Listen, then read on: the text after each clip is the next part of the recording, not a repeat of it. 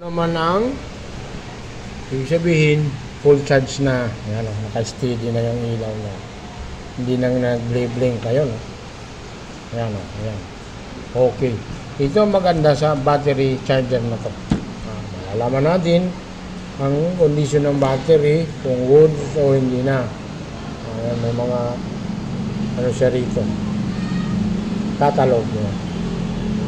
3 amperes multi-purpose smart battery charger by DHC. Kung mga gusto bumili, lagay ko lang sa comment section ng kanilang link. Maganda itong battery analyzer na ito, ay battery charger na ito. Ganon din sa battery analyzer.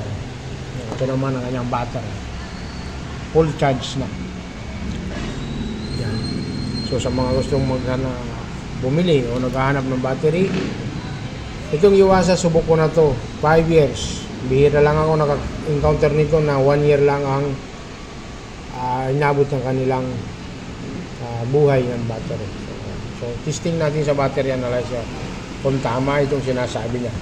Dapat ang maging reading nito good and fast. Yan po yung battery analyzer sinasabi ko kanina.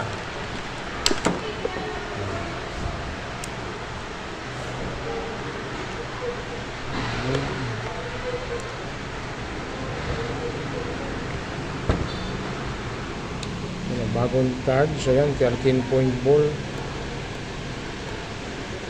Ayun, good and fast.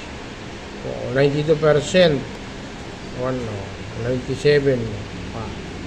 Ibig sabihin, pasado siya. So, pag ninabit sa motor, magkakarga pa to, abot yan ng 100%.